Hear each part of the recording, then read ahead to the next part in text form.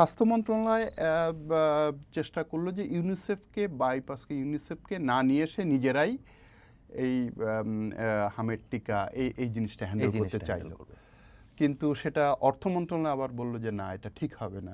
UNICEF এখন বলছে যে সব শিশু কিন্তু টিকার আওতায় আসছে না। তার মানে হলো যে সরকার যে দাবি করছে দাবির সঙ্গে মাঠের চিত্র কিন্তু এক না।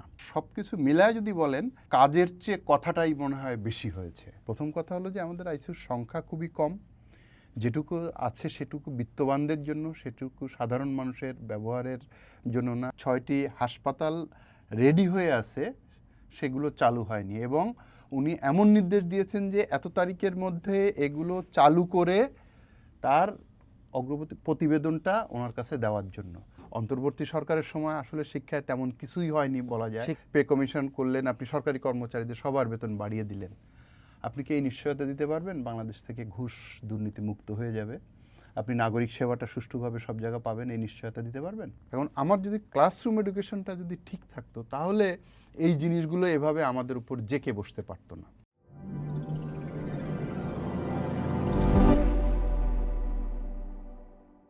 তির্যকে আজ আমাদের অতিথি রাজনীতি.com-এর সম্পাদক শরীফুজ্জামান পিন্টু।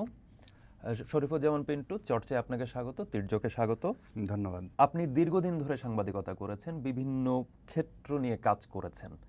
বর্তমানে সবচেয়ে আলোচিত জায়গা যেটা মানুষের সাথে সরাসরি সম্পর্কিত, আমি যদি হামের বিষয়টা বলি, শিশুরা মারা যাচ্ছে প্রতিনিয়ত, বলা হচ্ছে হামে এবং হামের উপসর্গে মারা যাচ্ছে। তো এই জায়গায় বর্তমান সরকার এটা নিয়ে কাজ করতে গিয়ে বারবার তাকাচ্ছে হচ্ছে সাবেক অন্তর্বর্তী সরকারের দিকে, এবং সেই সময়টাতে টিকা কার্যক্রম ঠিকভাবে পরিচালিত হয়নি বা পরিচালিত হয়নি, সেইটাকে কারণ হিসেবে দেখানো হচ্ছে। এটা কি এক ধরনের দায় চাপানো বা অজুহাত, নাকি হচ্ছে আসলেই সেইটাই এই সিচুয়েশনের জন্য সরাসরি দায়ী, একমাত্র দায়ী? শুরুতে আমি বলি যে বাংলাদেশে গর্ব করার মতো যেসব বিষয় ছিল, তার একটি হলো যে সম্প্রসারিত টিকাদান কর্মসূচি, ইপিআই যেটা, এবং এই কর্মসূচির আওতায় বাংলাদেশ হামমুক্ত ঘোষণা করা হয়। ম্যালেরিয়া সহ অনেকগুলো রোগ বাংলাদেশ থেকে নির্মূল হয়ে গিয়েছিল। আপনি সামাজিক অনেকগুলো বিষয় এবং স্বাস্থ্যের অনেকগুলো বিষয় ছিল, যেটা নিয়ে শুধু আমাদের দেশেই নয়, প্রতিবেশী দেশ, সেটা ভারত, পাকিস্তান বা অন্যান্য দেশেরও এক ধরনের অন্যান্য দেশও বাংলাদেশকে নিয়ে আলোচনা করতো যে বাংলাদেশ এসব জায়গায় অনেকখানি এগিয়েছে। তো যেমন সামাজিক যদি বলেন যে মেয়েদের শিক্ষার জায়গাটা, হ্যাঁ, লিঙ্গ সমতা, আমি জাস্ট দু একটা উদাহরণ দিই। যেমন সোশ্যাল সেফটি নেট যেসব কর্মসূচি ছিল, যেমন আপনি বলতে পারেন যে জন্ম নিয়ন্ত্রণ কর্মসূচি ছিল, ছেলে হোক মেয়ে হোক দুটি সন্তানই যথেষ্ট, রেলওয়ের টিকিটেও লেখা থাকতো, এবং এটা একটা সাকসেসফুল কর্মসূচি ছিল বাংলাদেশ সরকারের। এবং এই যে স্বাস্থ্য সামাজিক বিষয়গুলো নিয়ে বাংলাদেশের যে অগ্রগতি এবং গর্ব করার মতো বিষয়, তার অন্যতম একটা হলো যে হাম। তো হঠাৎ করে আপনি যে প্রসঙ্গটা বললেন যে এই জায়গায় আমরা এত পিছিয়ে গেলাম কেন, এই যে মৃত্যুর মিছিল, এবং এই ছোটদের আমরা বাঁচিয়ে রাখতে পারলাম না, আমরা বড়রা তাহলে কি করলাম, আমাদের এই রাষ্ট্র, সরকার, স্বাস্থ্য ব্যবস্থা, রাজনীতিবিদ, আমরা কি করলাম? তো সেখানে একদম সোজা কথা যদি বলেন যে আমরা সবাই ব্যর্থ। আপনি বলছেন যে অন্তর্বর্তী সরকারের কথা, তো আমরা গণমাধ্যমগুলো কি করছি, আমরা সাংবাদিকরা আমরা কি করছি, আমাদেরও নিশ্চয়ই দায়িত্ব ছিল। সেটা একটা ব্রডার সেন্সে যদি আমরা বলি, কিন্তু কারো না কারো তো আসলে দায়িত্ব আছে। যেটা আমরা গতকালকে একটা রিট পিটিশন হয়েছে, এবং সেখানে বলা হয়েছে যে 352টা শিশুর, প্রত্যেকটা পরিবার, প্রত্যেকটা শিশুর জন্য যাতে 2 কোটি টাকা ক্ষতিপূরণ দেওয়া হয়। এটা তার মানে কি, এবং এটার কার কাছে চেয়েছে, সেটা সরকারের কাছে, স্বাস্থ্য মন্ত্রণালয়ের কাছে, স্বাস্থ্য সচিব, স্বাস্থ্য উপদেষ্টা, স্বাস্থ্যমন্ত্রী ইত্যাদি ইত্যাদি।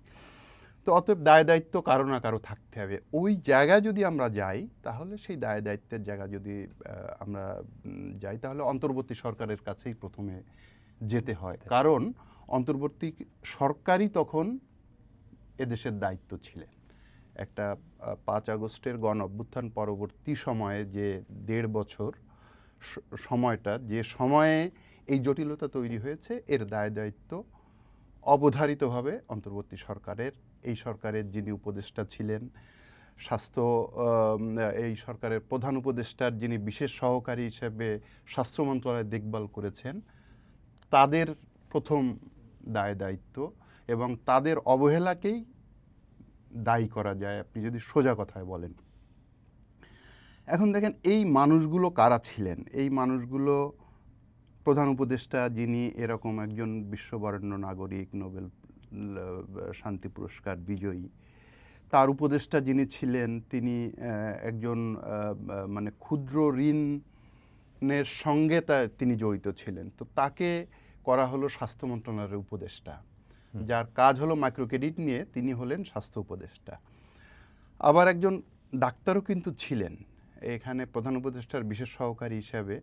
এই মানুষগুলোকে কিন্তু এখন আর আমরা পাচ্ছি না। আপনি দেশীয় কোনো গণমাধ্যমে আপনি দেখবেন না যে তাদেরকে নিয়ে এত সমালোচনা হচ্ছে, সবাই তাদেরকে ব্লেম করছে, অভিযুক্ত করছে, কিন্তু তারা কিন্তু কোনো জবাব দিচ্ছেন না। এমনকি বিবিসির তাদের কোনো ভাষা নাই, মানে নেই, তা থেকেই ধরে নেওয়া যায় তারা বলবেনটা কি। তারা যা করেছেন তাদের বলার কিছু নেই। যদি বলার কিছু থাকতো, কালকেও আমি বিবিসির একটা স্টোরি দেখছিলাম, তারা চেষ্টা করেছেন স্বাস্থ্য উপদেষ্টা বা প্রধান উপদেষ্টার বিশেষ সহকারী যিনি স্বাস্থ্য মন্ত্রণালয়ের দায়িত্বে ছিলেন তাদের বক্তব্য নেওয়ার জন্য, তারা কিন্তু কোনোভাবেই গণমাধ্যমের মুখোমুখি হচ্ছেন না। এখন আপনি আসেন যে কি হয়েছিল বিষয়টা নিয়ে। বিষয়টা নিয়ে হয়েছিল যে সেক্টর প্রোগ্রাম যেটা ছিল, আপনি জানেন নিশ্চয়ই যে বাংলাদেশে 5 বছর পর পর একটা কর্মসূচি হয়, সেটাকে বলে আপনার সেক্টর প্রোগ্রাম বলে। এটার একটা ইংরেজি নাম আছে HPNSP, অর্থাৎ স্বাস্থ্য খাতে সেক্টর প্রোগ্রাম এটাকে বলা হয়। এই প্রোগ্রামের আন্ডারে স্বাস্থ্য খাতে স্বাস্থ্য, পুষ্টি এবং জনস্বাস্থ্য এই রিলেটেড যত কর্মকাণ্ড এটা পরিচালিত হয়। এটা করার মূল উদ্দেশ্যটা খুব ভালো ছিল যে রিপিটেশন হতো, বিভিন্ন সময় বিভিন্ন কর্মসূচিতে রিপিটেশন হতো, কে কোনটা নিয়ে কাজ করছে। তো এই সমন্বিত যে কর্মসূচিটা, এই সবগুলোকে এক জায়গায় নিয়ে সবগুলোতে, এবং তাতে বোধহয় 30টার মতো প্রোগ্রাম ছিল, মানে 30টার মতো আইটেম ছিল আর কি এই HPNSP কর্মসূচির মধ্যে। তো এটা প্রতি 5 বছর পর পর এটা রিনিউ হতো। হ্যাঁ, তো 1998 সাল থেকে এটা শুরু হয়। চতুর্থ যে সেক্টর কর্মসূচি, সেটার মেয়াদ শেষ হয় 2024 সালের জুন মাসে। শেষ হওয়ার পরে স্বাভাবিকভাবে পঞ্চম কর্মসূচি নেওয়ার কথা ছিল, কিন্তু সেটা নানা কারণে সেটা নেওয়া হয়নি, নিতে পারেনি সরকার।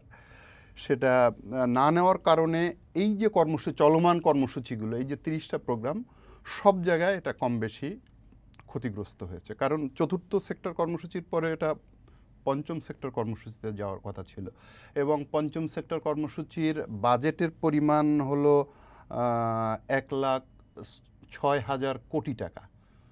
মানে এই যে সেক্টর কর্মসূচিটা 1,06,000 কোটি টাকার কিন্তু এই প্রোগ্রামটা, এই যে 30টা আইটেম নিয়ে, যেগুলোর মধ্যে আপনার সম্প্রসারিত টিকাদান কর্মসূচি আছে, যেটার মধ্যে মা ও শিশুর বিষয় আছে, যেটার মধ্যে কমিউনিটি ক্লিনিক আছে, নানা ধরনের কম্পোনেন্ট দিয়ে এই কর্মসূচিটা সাজানো হয়।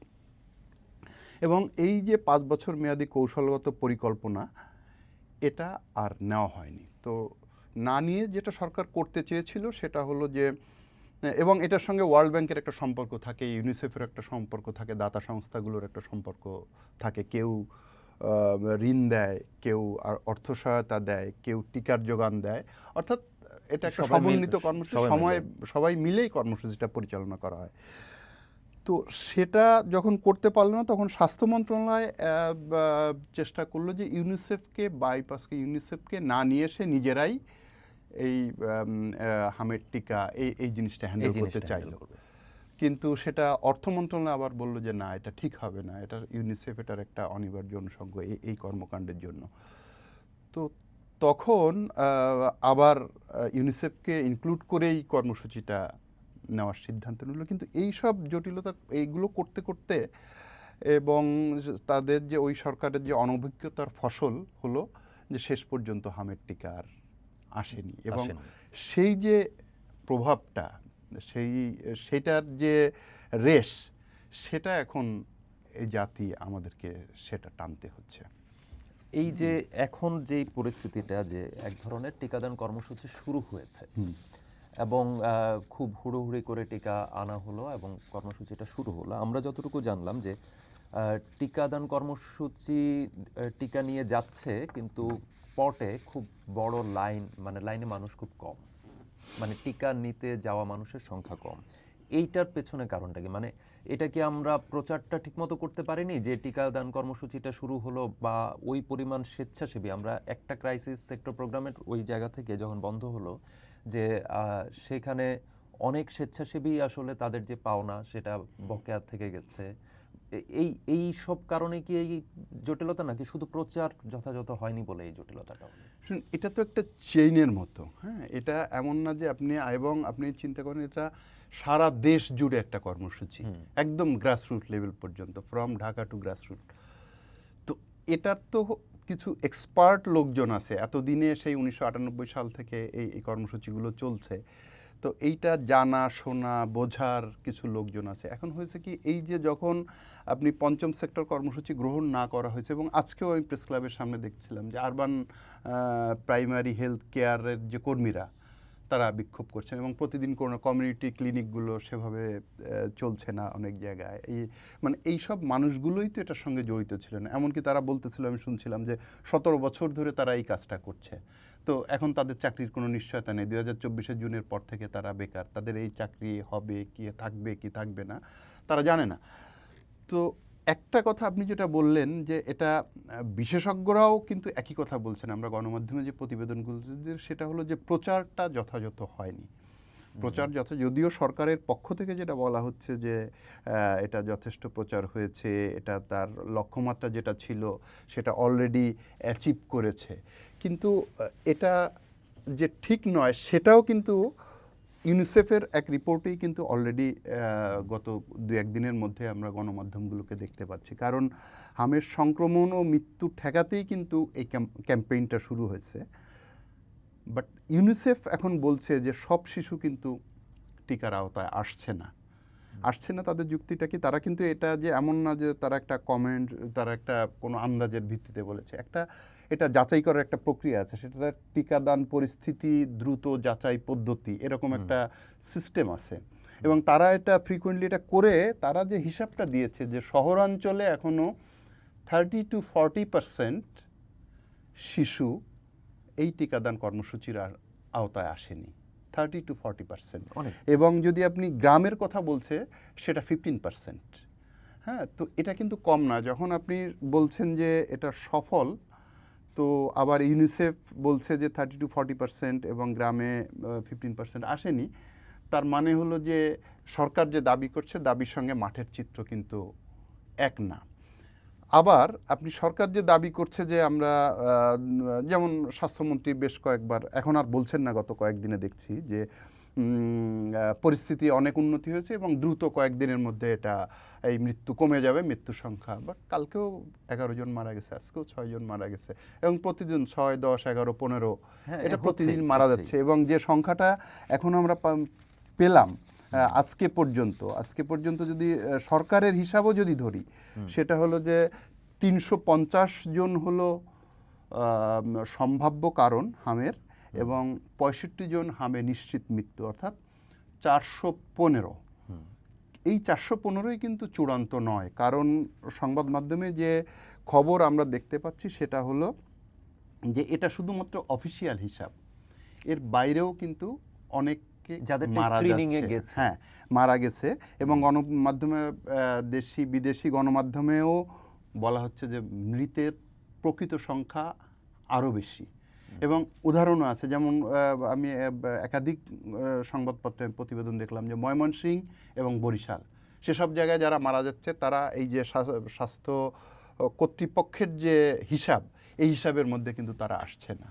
আর এটা তো বোঝাই যায়, এত বড় দেশ, এত মানুষ, এর মধ্যে সব মৃত্যুর ফিগার যে এখানে স্বাস্থ্য মন্ত্রণালয় হয়ে আসবে, সবাই যে হাসপাতালে মারা যাবে তারও তো কোনো গ্যারান্টি নেই। সব বাচ্চা কি হাসপাতালে নেওয়া হয় আমাদের গ্রাম অঞ্চলে? সেই সঙ্গতি, সেই সুযোগ কি আছে আমাদের গ্রামের সাধারণ মানুষের? তো অতএব এই ফিগারটাও কিন্তু সঠিক ফিগার না। হ্যাঁ, এটা ভাবার কোনো কারণ নাই যে 415 জন মারা গেছে, নিশ্চয়ই এই সংখ্যাটা আরও অনেক বেশি। আর আপনি যেটা বলছিলেন যে প্রচারে ঘাটতি, এটা গণমাধ্যমের প্রতিবেদনও তাই বলছে। বিশেষজ্ঞরা যখন তাদের মতামত দিচ্ছেন বিভিন্ন জায়গায়, তারাও বলছেন যে এটা প্রচারে ঘাটতি আছে। আর বাস্তবেও তাই। আসলে আমাদের বাস্তবেও এখানে তাই। এখানে জনস্বাস্থ্য বিশেষজ্ঞ মোশতাক হোসেন এসেছিলেন, ডাক্তার মোশতাক হোসেন। তিনি খুব জোর দিয়ে তিনি বলেছেন যে আমি দায়িত্ব নিয়ে বলছি যে পরিস্থিতি এখন চলছে সেটাকে মহামারী বলা উচিত।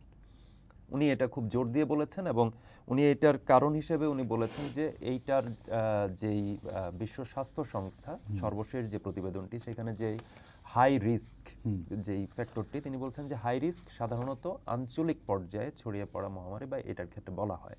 তো সেক্ষেত্রে প্রশ্ন ছিল স্বাভাবিকভাবে যে কেন তাহলে হচ্ছে সরকারের তরফ থেকে মহামারীটা বলা হচ্ছে না।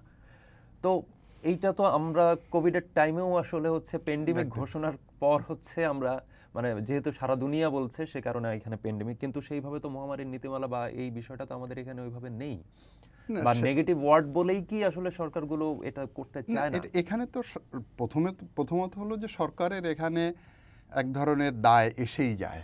এখন যদিও এই সরকারের সময় খুব বেশি না, এখনো 3 মাস হয়নি, 3 মাস হয়নি। কিন্তু তারপরেও এরকম এই সরকার উত্তরাধিকার সূত্রে এসে এরকম একটা ক্রাইসিস ফেস করার জন্য হ্যাঁ চেষ্টা করছেন, কিন্তু সব কিছু মিলায় যদি বলেন কাজের চেয়ে কথাটাই মনে হয় বেশি হয়েছে। কাজ যতটা হওয়ার কথা ছিল, তাদেরকে যেমন আপনি একচেটিয়া ব্লেমও দিতে পারেন না এই সরকারকে, আবার আপনি ছেড়েও দিতে পারেন না, কারণ এত বড় একটা ঘটনা ঘটছে এবং বিশেষজ্ঞরা দেখতে পাচ্ছেন, সরকারের সবাই দেখতে পাচ্ছেন যে সামনের দিনগুলোর আরও খারাপ দিন আসছে। এটা তো মানে অনুমান করা খুব বেশি কঠিন কাজ না। কিন্তু যেমন 7 দিন আগেই স্বাস্থ্যমন্ত্রী বললেন যে এটা একদম কন্ট্রোলে চলে আসছে এরকম একটা, আর এটা কিন্তু তারপরেই দেখা গেল যে সর্বোচ্চ সংখ্যক মারা গেছে। হ্যাঁ, তার 2-1 দিনের মধ্যেই দেখা গেল। তো এই ধরনের মেসেজ আসলে কনফিউশন সৃষ্টি করে।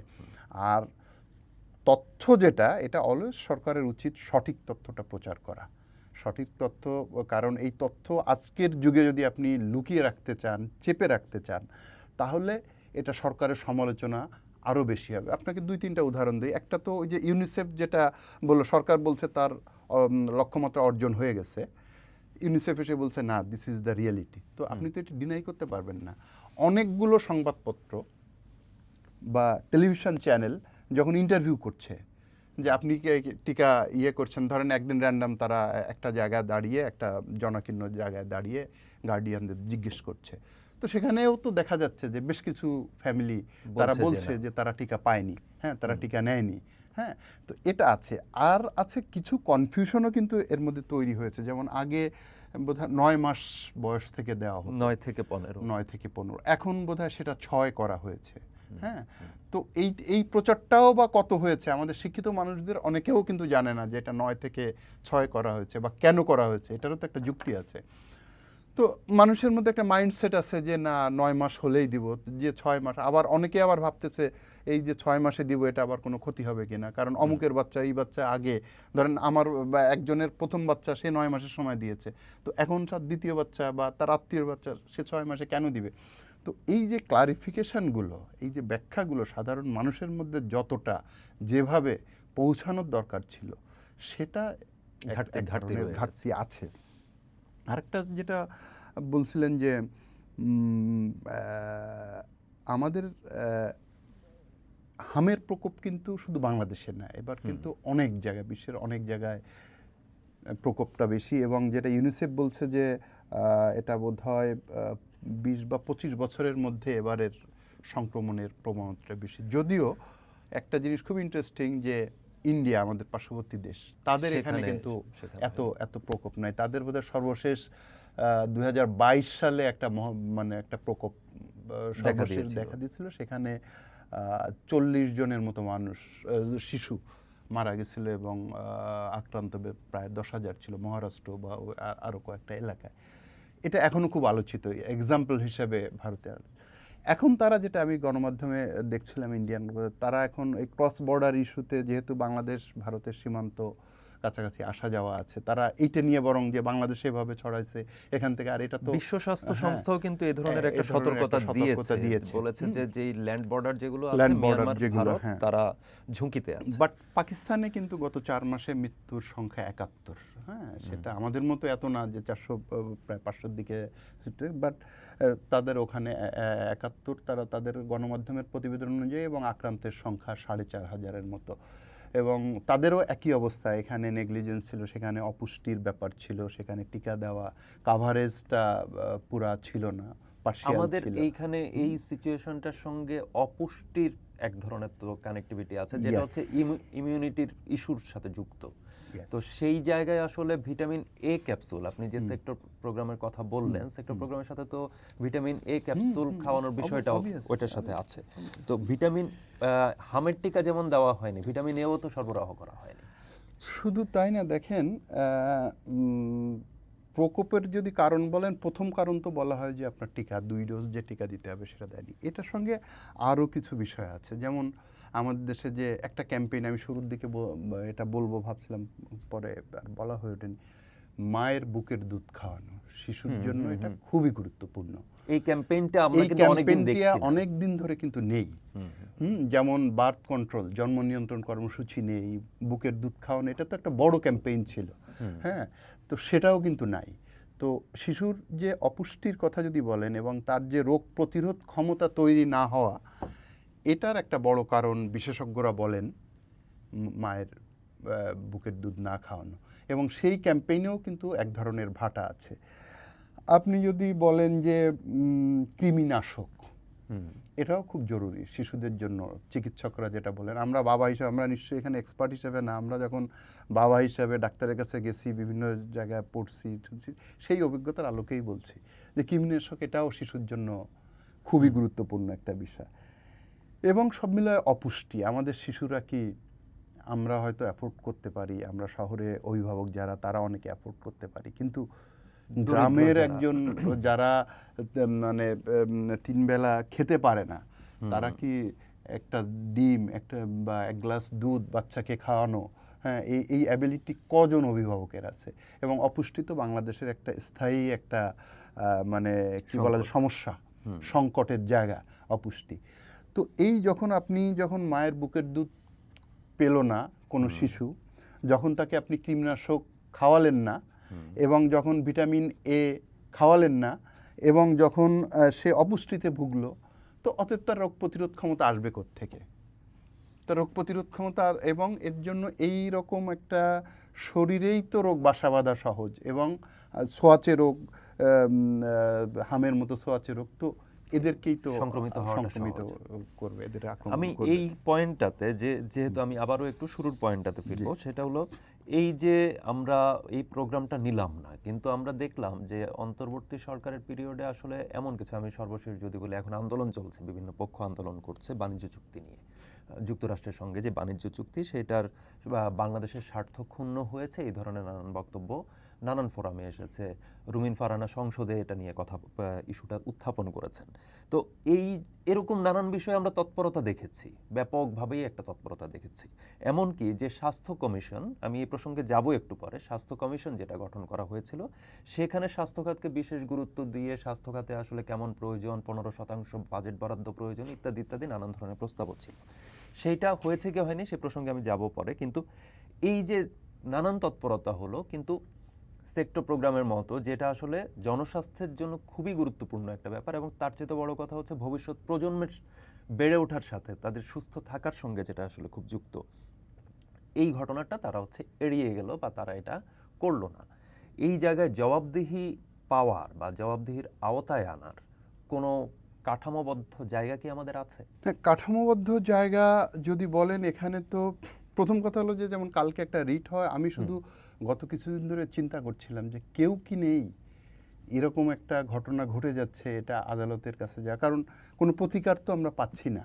হ্যাঁ, এবং আমরা কি চাই, আমরা এটার শাস্তি চাই, যারা জড়িত তাদের চিহ্নিত করা হোক, তাদের নেগলিজেন্স ছিল, চিহ্নিত করে তদন্ত করে সুষ্ঠুভাবে তাদের দৃষ্টান্তমূলক শাস্তি হোক, যাতে বাংলাদেশে এত বড় মৃত্যুর মিছিল আর না দেখতে হয়। হ্যাঁ, তো এটা চাচ্ছে। এখন কালকে যে কোর্টে তারা যে প্রতিকারটা চেয়েছেন এর মধ্যে কিন্তু এটা আছে। ওই যে রিটের যদি আপনি ইয়েটা দেখেন, সেখানে তারা বেশ কয়েকটা জিনিস চেয়েছে। তার মধ্যে একটা তো হলো যে 2 কোটি টাকা ক্ষতিপূরণ দেওয়া। এটা আমি বলি যে ঠিকই আছে, 2 কোটি টাকা একটা জীবন চলে গেছে, এটা কিছুই না। 2 কোটি টাকা এটা একটা অনেক টাকা হতে পারে, কিন্তু একটা জীবনের বিনিময়ে যদি হিসাব করেন তাহলে এটা কিছুই না। তো সেটা একটা বলেছে।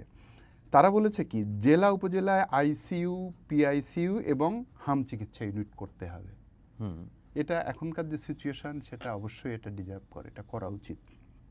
তারা কি বলছে, হু, ইউনিসেফ, ইনস্টিটিউট অফ এপিডেমোলজি, এই সব জায়গার প্রতিনিধিদের নিয়ে 10 সদস্যের একটা তদন্ত কমিটি হোক, এবং এটা করা উচিত, করে দেখা উচিত। তারাই বলুক, এক্সপার্টরাই বলুক। আমরা তো সাদা চোখে দেখছি বিষয়টা, কিন্তু এটা তো ইনডেপথ দেখার বিষয় আছে যে তারা কেন করেনি, কেন পারেনি। এখন কেউ আর্থিক, কেউ দুর্নীতির কথা বলছেন, কেউ তাদের মানে প্রশাসনিক ব্যর্থতার কথা বলছেন, কেউ উদাসীনতার কথা বলছেন, কেউ অবহেলার কথা বলছেন।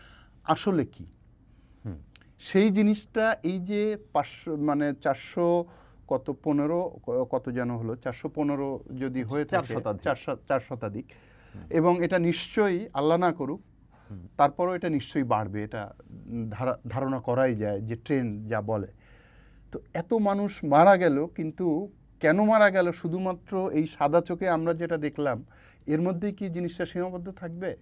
আমরা একটা অনুমান করলাম, বা আমরা দেখলাম, বা আমরা শুনলাম, বা আমরা বুঝলাম, এর মধ্যেই থাকবে? এটা কি আরও ইনডেপথ বিষয়টা দেখা উচিত নয়?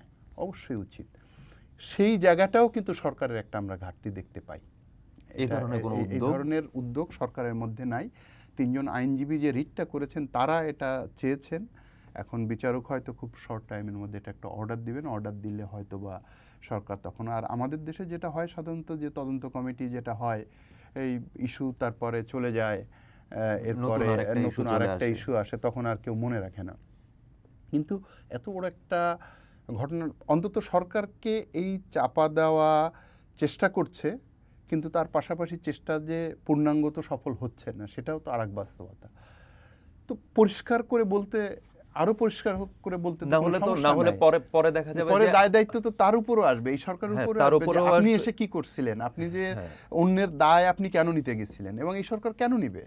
এই সরকার তো কোনো কারণ নাই যে আপনি, আগের সরকার, আগের তাদের যে ব্যর্থতা বা তাদের দুর্নীতি হোক, অনিয়ম হোক, ব্যর্থতা হোক, অবহেলা হোক, যেটাই হোক না কেন, তো সেটার দায় আপনি কেন নিতে যাচ্ছেন? আপনি পরিষ্কার একটা তদন্ত কমিটি করে, হাই পাওয়ার্ড কমিটি করে বলেন যে এই আমরা ফাইন্ডিংস পেয়েছি। আমরা যেটা দেখলাম যে এই হামে যখন শিশু মৃত্যু হচ্ছে, তখনও এই বিষয়টা যখন বেশ আলোচনা তুলে ফেলেছে, মার্চের থেকেই ঘটনাটা ঘটছে। আমরা সে সময় জাতীয় সংসদের প্রথম অধিবেশন চললো, এবং সে সময় এটা খুব একটা গুরুত্ব পেল না। বিরোধী দলও আসলে সেভাবে জিনিসটা উত্থাপন করলো না। এই মানে শিশু মৃত্যু যেন আমাদের জনপ্রতিনিধিদের কাউকে আসলে ব্যথিত করে। এটা খুব দুঃখজনক একটা কাজ হয়েছে। এটা আমিও প্রায়, আমি যখন দেখতাম সংসদ, মাঝে মধ্যে দেখতাম, যেহেতু নতুন শুরু হয়েছে সংসদ, চাইতাম যে প্রাণবন্ত হবে সংসদ, সেখানে ডিবেট হবে, আলোচনা হবে। এক পর্যায়ে তো যে আপনি বললেন যে রুমিন ফারহান কথা, সে একবার বলতে মনে হচ্ছে যেন 300 হামের রোগী সাথে বসে আছি, এরকম একটা কথা, একটা কমেন্টস তিনি করেছিলেন। তো যেভাবে আলোচনাটা হওয়ার কথা ছিল সেটা কিন্তু হয়নি। এমনকি বিরোধী দলের পক্ষ থেকেও যেভাবে তারা জুলাই সনদ অথবা গণভোট অথবা অন্যান্য নিজের এলাকার কথা যেভাবে বললেন, এরকম একটা ন্যাশনাল ইস্যু, এবং তখনও তো 200-250 শিশু তখন পর্যন্ত মারা গেছে, কিন্তু তাদের মধ্যে সেটা ছিল না। সরকারি দলের যেটা মনে হয়েছে, সরকারি দলের সংসদ সদস্যরা তারা একটু দ্বিধাগ্রস্ত ছিলেন, অনেকেই আমার কাছে মনে হয়েছে। কারণ যে সরকারি দলে থেকে এটা আবার কিভাবে দেখে সরকার যে আমি এটা সমালোচনা করছি, হ্যাঁ, তো এক ধরনের দ্বিধা তাদের মধ্যে কাজ করেছে বলে আমার মনে হয়, যে কারণে তারা এই ইস্যুটা নিয়ে খুব একটা কথা বলেনি। আমরা আমি মাঝখানে বললাম যে স্বাস্থ্য কমিশন, যেটা অনেকগুলো কমিশন হয়েছিল অন্তর্বর্তী সরকারের সময়, যেটার সাম আপ করে হচ্ছে ঐকমত্য কমিশন, এবং সেটার পথ ধরে হচ্ছে জুলাই সনদের জায়গাটাতে গেল। তো স্বাস্থ্য কমিশন একটা ছিল এবং স্বাস্থ্য কমিশন হচ্ছে প্রস্তাব যেটা দিল সেটা হচ্ছে 15% বাজেট বরাদ্দর 15% স্বাস্থ্য খাতে বরাদ্দ দিতে হবে। তো আমরা দেখলাম যে অন্তর্বর্তী সরকারের দেওয়া নিজের বাজেট সেখানে হচ্ছে 5.3%। আমি বাজেটের প্রসঙ্গটা কেন আনছি, আমরা যখন এখন হামের চিকিৎসা মানে যেহেতু হাম নিয়ে আমরা কথা বলছি, হামের চিকিৎসা নিয়ে যখন আমরা আলোচনা করছি, আইসিইউ ক্রাইসিস আমার মনে পড়ে যাচ্ছে 2020 সালের কথা, যে সময় করোনা সংক্রমণটা ঘটলো এবং আমরা চারদিকে দেখলাম যে আমাদের দেশে কোনো আইসিইউ যেন নেই, মানে যা আছে তা এতটাই অপ্রতুল যে আমার চিকিৎসার সেবা দেওয়ার ক্ষেত্রে এটা ভীষণভাবে একটা বাধার জায়গা তৈরি করলো যে এই না থাকাটা। এইবারও আমরা দেখলাম শিশুদের ক্ষেত্রে মূলত তো এনআইসিউ প্রয়োজন হয় তাদের ক্ষেত্রে। তো এইটারও আমার ব্যাপকভাবে এবং সবই হচ্ছে কেন্দ্রীভূত, ঢাকাতে হয়তো কিছু আছে, বড় শহরগুলোতে হয়তো আছে, কিন্তু আমার গ্রামীণ পর্যায়ে বা উপজেলা পর্যায়ে সেই অর্থে আসলে অপারেট করতে পারে এমনটা নেই। তাহলে এই যে দিনের পর দিন আমরা বিভিন্ন সময় অন্তর্বর্তী সরকার তো তারাই গঠন করলেন যারা আসলে এই দাবিগুলো প্রতিনিয়ত তুলেছিলেন সরকারের বাইরে থেকে। তারা যখন সরকারে এলেন তারাও ওই 5.3%-এর বাইরে যেতে পারলেন না। এর আগের বাজেটে সম্ভবত ছিল এর থেকে বোধ হয় 2.2% হয়তো কম হবে। তো এইটা না করার কারণটা কি? মানে স্বাস্থ্য খাতের এই ক্রাইসিসটা কি আমরা বুঝতে পারছি না? অবকাঠামোগত ক্রাইসিসটা কি আমরা বুঝতে পারছি না? নাকি মানে এইটা মানুষ মারা গেলে এটা আসলে কিছু না, একটা সংখ্যা কেবল? না, একটা তো হলো যে দেখেন, আমাদের স্বাস্থ্য ব্যবস্থা যদি এত ভালোই হতো তাহলে আমাদের রাষ্ট্রপতি এখন চিকিৎসার জন্য দেশের বাইরে আছেন। আমাদের মন্ত্রী, আমাদের ভিআইপি যারা বা রাজনীতিবিদ যারা বা বিত্তবান যারা, ব্যবসায়ী যারা, হ্যাঁ, তারাও বাইরে চলে যান। এটার কারণটা তো পরিষ্কার বোঝা যায় যে আমাদের স্বাস্থ্য খাতের এটাই তো হলো চেহারা। তো এটা তো একটা দিক। 2 নম্বর হলো যে এই যে হামে এত মানুষ মারা যাচ্ছে, আপনি বলছেন যে আইসিইউ ফ্যাসিলিটিস, যদি কেউ মানে ভুক্তভোগী না হন, যদি কারো ফ্যামিলির কারো সন্তান, যদি কারো সন্তানের আইসিইউ লাগলে বা কারো মা বাবার আইসিইউ লাগলে তিনিই বুঝতে পারেন যে এটার ধকল কতটা, কি পরিমাণ, সেটা আর্থিক মানসিক কতটা। এখানে আপনি একটা আইসিইউ, প্রথম কথা হলো আপনি ফোন দিবেন, বড় বড় হাসপাতালেও এখন আপনি আইসিইউ পাবেন না। এটা একটা। আর আইসিইউ যদি আপনি প্রাইভেট হসপিটালে পানও, এটার খরচ যদি আপনি শোনেন, এটা একবার যদি আপনি আপনার এই একজন দরিদ্র মানুষের সারা বছরের ইনকাম হয়তো 2 দিনে চলে যেতে পারে। সারা বছরে তিনি যে ইনকাম করেন সেটা হয়তো 2 দিন তার বাচ্চাকে আইসিইউতে রাখলে চলে যেতে পারে। হ্যাঁ, এরকম সরকারি হাসপাতালের অবস্থা তো আর বলার অপেক্ষাই রাখে না। হ্যাঁ, সেখানকার যে অবস্থা, এবং সেখানে ঢাকা মেডিকেল থেকে শুরু করে সবচেয়ে, সেখানে তো লাইন দিয়ে থাকতে হয়, এবং এই যে বিএসএফইউতে একই অবস্থা। তো আইসিইউর অবস্থা এবং করোনার সময় কি হয়েছে সেটা তো আমাদের সবার অভিজ্ঞতা আছে, সেটা চোখের সামনে আছে। সেই জায়গা থেকে খুব একটা পরিবর্তন যে হয়েছে তা না। প্রথম কথা হলো যে আমাদের আইসিইউর সংখ্যা খুবই কম, যেটুকু আছে সেটুকু বিত্তবানদের জন্য, সেটুকু সাধারণ মানুষের ব্যবহারের জন্য না, যে সেখানকার যে খরচ সেটা বেয়ার করার মতো অ্যাবিলিটি আমাদের সাধারণ নিম্নবিত্তের নাগালের বাইরে সেটা। 3 নম্বর হলো এসব জায়গায় আইসিইউতে রোগী ঢোকানোর পরে এক ধরনের অসাধু তৎপরতা, সেটা কিছু হাসপাতাল কর্তৃপক্ষ এবং মুষ্টিমেয় ডাক্তারদের বিরুদ্ধেও এ ধরনের অভিযোগ আছে। হ্যাঁ, নানা রকম অসাধু তৎপরতা রাখার জন্য, খরচ বাড়ানোর জন্য, খরচ দেখানোর জন্য, বাড়তি টেস্ট, এগুলো আমরা মোটামুটি সবাই কম বেশি ভুক্তভোগী, যাদের আত্মীয় স্বজন হাসপাতালে গেছে। এগুলো আমি আর বিস্তারিত সেদিকে না যাই। এখন আপনি যেটা বলছিলেন যে এই যে বাজেট স্বাস্থ্যখাতে, এটা তো একটা অবাস্তব 15%। এটা তো আমরা যতটুকু পারবো, যতটুকু হওয়া উচিত, শিক্ষা স্বাস্থ্যে অবশ্যই আমাদের বাজেট বাড়াতে হবে। এই এক্সিস্টিং বাজেট এটা কভার করে না। সেখানে দুইটা বিষয়, একদিকে হলো যে কিছুটা বাড়াতে হবে, 2 নম্বর হলো যে আমাদের যে বাজেটটা আছে সেটার সুষ্ঠু ব্যবহার আমরা করতে পারছি না। আপনি দেখেন, গতকালকে প্রধানমন্ত্রী নির্দেশ দিয়েছেন 6টি হাসপাতাল রেডি হয়ে আছে, সেগুলো চালু হয়নি, এবং উনি এমন নির্দেশ দিয়েছেন যে এত তারিখের মধ্যে এগুলো চালু করে তার অগ্রগতি প্রতিবেদনটা ওনার কাছে দেওয়ার জন্য। তার মানে উনি সিরিয়াস, উনি চান যে এই সময়ের মধ্যে চাপ দিয়ে এটা করিয়ে ফেলতে হবে।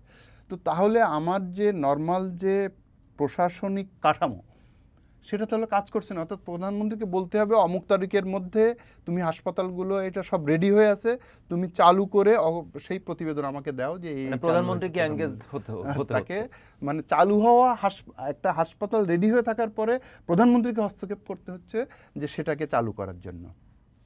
এটা হচ্ছে যে আমাদের প্রশাসনিক কাঠামোর অবস্থা। হ্যাঁ, তো উপজেলা হেলথ কমপ্লেক্সগুলোতে আপনি যদি দেখেন, হ্যাঁ, এটা একটা ভয়াবহ চিত্র অনেক জায়গা পাবেন, ভয়াবহ চিত্র।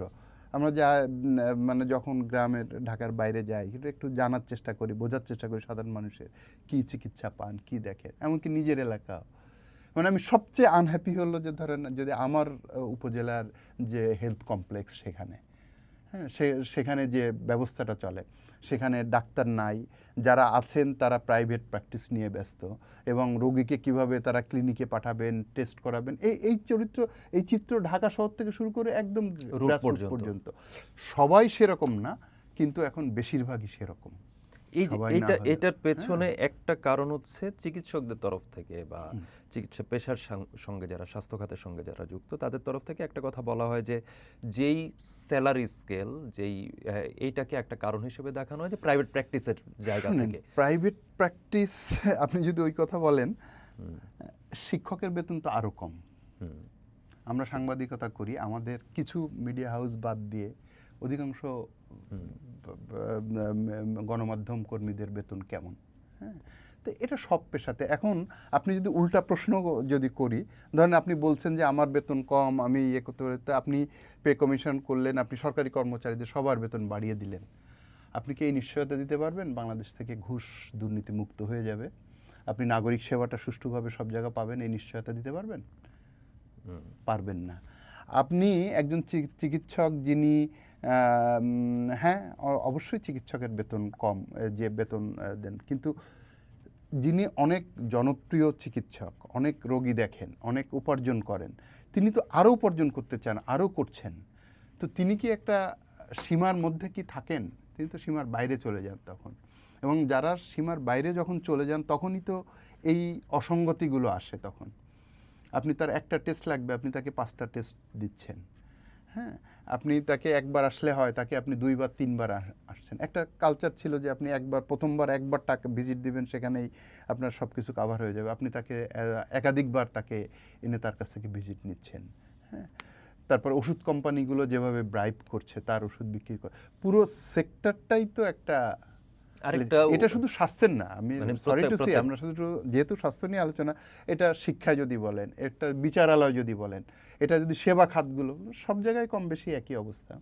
আমি উপজেলা হেলথ কমপ্লেক্সের কথা যেহেতু আপনি বললেন, যে উপজেলা হেলথ কমপ্লেক্সের একটা খুবই কমন অভিযোগ সেটা হলো যে চিকিৎসক থাকেন না, এবং আমরা এক ধরনের বলা যায় সবাই জানি কিন্তু কেউ বলি না বা ওইভাবে আলোচনা হয় না, সেটা হলো যে কাউকে সাধারণত ইয়াং ডক্টরদেরকে মাঠ পর্যায়ে ওখানে পাঠানো হয়, এবং তারা কিছুকাল যদি থাকেনও তারপর তারা হচ্ছে যে কোনো মূল্যে ক্রমাগত শহরের দিকে, আরো কেন্দ্রের দিকে চলে আসতে চান। এইটার মূল কারণটা কি? একটা তাদের অভিযোগের জায়গাটা একটা বললাম, তাদের ফ্যাসিলিটিসের জায়গায় বা হচ্ছে আবাসন বা এই কানেক্টিং জায়গাগুলো কি এটার পেছনে কোনো কারণ? আবাসনে বোধহয় খুব একটা সমস্যা হয় না। একটা হলো যে আর্থসামাজিক অবস্থার একটা ব্যাপার আছে। আর্থসামাজিক অবস্থার প্রথম দিকে তারা কম বেতন পান, এটাও ঠিক। আবার গ্রামে চাকরি, এটা একটা মানসিক ব্যাপারও, যে আমি বিসিএস করেছি, আমি গিয়ে গ্রামে পড়ে থাকবো, গ্রামের এই আমজনতার এই একটা হেলথ কমপ্লেক্সে চাকরি করবো, তার চেয়ে আমি ঢাকায় একটা প্রতিষ্ঠানে অ্যাটলিস্ট একটা প্রাইভেট হসপিটালে চাকরি করলেও তো সেটার একটা ফোকাস আছে, বা একটা সরকারি হাসপাতাল। তো ওইটা একটা মানসিক জায়গাটাও একটা কারণ। আবার এটার ব্যতিক্রমও আছে, অনেকে কিন্তু সত্যি সত্যি চিকিৎসা করার জন্য গ্রামের ওই যে এক্সপিরিয়েন্সটা নিতে চান, এরকম কিছু ডাক্তারও কিন্তু আছেন, আমি তাদের সাথে কথা, তারা এনজয় করেন এবং তারা শেখেন। এবং আসলে তো চিকিৎসা পেশাটা আমরা যেটা বুঝতে পারি সেটা কি, যে অভিজ্ঞতা, নানা ধরনের রোগী, নানা ধরনের মানুষ, তাদের সাথে আলাপ আলোচনা, চিকিৎসা, এটার মাধ্যমে দিয়ে তারা আস্তে আস্তে যে জ্ঞানটা অর্জন করেন একাডেমিক শিক্ষার সঙ্গে, সেটা যখন যুক্ত হয় তখনই তো তিনি একজন ভালো ডাক্তার হয়ে ওঠেন তার এই অভিজ্ঞতার আলোকে। এবং এটা সত্যি সত্যি অনেকে চেষ্টাও করেন। হ্যাঁ, কিন্তু বেশিরভাগ এখন যে প্রবণতা আপনি যেটা বললেন যে তারা থাকতে চান না, এর কারণ তখন হয় কি, একটা ধরেন বিসিএস পাশ করার পরে তিনি ডাক্তার হলেন, ডাক্তার হয়ে গ্রামে গেলেন, তারপর তার একটা তো তৈরি হয়, তিনি বিয়ে করবেন, তার টাকা পয়সার দরকার হয়, হ্যাঁ, তারপরে তার কেরিয়ার, হ্যাঁ, তারপরে এই যে লেখাপড়া শিখছি এখন তার একটা গাড়ির দরকার হবে, তার একটা ফ্ল্যাটের দরকার হবে, হ্যাঁ, তার একটা, তো এইসব চিন্তাও অনেকের মধ্যে কাজ করে, হ্যাঁ, এসব চিন্তাও অনেকের বা মধ্যে কাজ সন্তানের করে, শিক্ষা। সন্তানের শিক্ষা, তারপরে যখন সন্তান হয় তখন সন্তানের লেখাপড়া ভালো স্কুলে পড়াতে হবে, ভালো স্কুল গ্রামে নাই, বা উপজেলা শহরে নাই, তাহলে তাকে গ্রামে, তখন দেখা গেল যে ঠিক আছে ওয়াইফ এখানে, আবার যদি ওয়াইফ চাকরি করেন তখন তো আবার আর, তো এরকম এক একজনের বেলায় জিনিসটা এক এক case। রকম, এইটা আমি যখন এই সম্মিলিতভাবে একটা হয় তখন একটা সংকট বা সমস্যা হিসেবে আমি দেখা এইখানে একটু মানে বলি যে আমার বন্ধুদের জায়গা থেকে যারা ডাক্তার, তাদের জায়গা থেকে কিছু কিছু এক্সপিরিয়েন্স, যেটা যে এর শিক্ষার প্রসঙ্গ যেটা এলো আর কি, যে দেখা গেল বিয়ে করলো, সন্তান হলো, সন্তানের স্কুলে যাওয়ার সময় হয়ে গেল, তখন থেকে সে আসলে আর থাকা বেশি যাচ্ছে না, unstable এইবার হয়ে হচ্ছে শহরে আসতে হবে, শহরে আসতে হবে। তো একই ক্রাইসিস আমার শিক্ষকও কিন্তু গ্রামের প্রতিষ্ঠানটাতে থাকছেন না। তো বিষয়টা তো হচ্ছে যে শিক্ষক যদি সেখানে থাকতেন তাহলে সেখানকার শিক্ষার মানদণ্ডটাও একটু বাড়তো। চিকিৎসক ও তার পরিবার নিয়ে আসলে সেখানে থাকার একটা, মানে সন্তানের শিক্ষা প্রশ্ন যদি মেজর হয়ে ওঠে কোনো ক্ষেত্রে, তখন সেটার একটা সলিউশন হতো।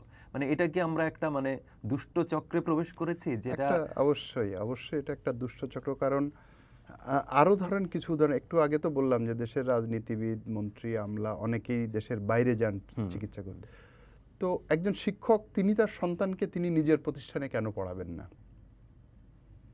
তিনি নিজের প্রতিষ্ঠানে কেন পড়াবেন না, হ্যাঁ, এটা একটা বিগ কোশ্চেন এরকম, বা রাজনীতিবিদ তার সন্তানকে কেন তার এলাকায় বড় পড়াবেন করছেন না। বড় করছেন না, হ্যাঁ, তো এরকম কিছু মৌলিক প্রশ্ন কিন্তু এটা থেকেই যায়, এবং এই প্রশ্নগুলো কিন্তু আমরা উন্নত দেশগুলোতে সেটা ওঠে না, কারণ হলো যে তারা তার এলাকার বাইরে চাইলেও কিন্তু, এখন হয় কি, এই রাজুক কলেজে পুরানো ঢাকা থেকে একটা বাচ্চা নিয়ে মা যাচ্ছে কোথায়, রাজুক উত্তরা মডেল স্কুলে, কোথায় পুরানো ঢাকা আপনি চিন্তা করেন, আর কোথায় RAJUK Uttara model school and college চিন্তা করেন, তো এরকম তো হরদম ঘটছে।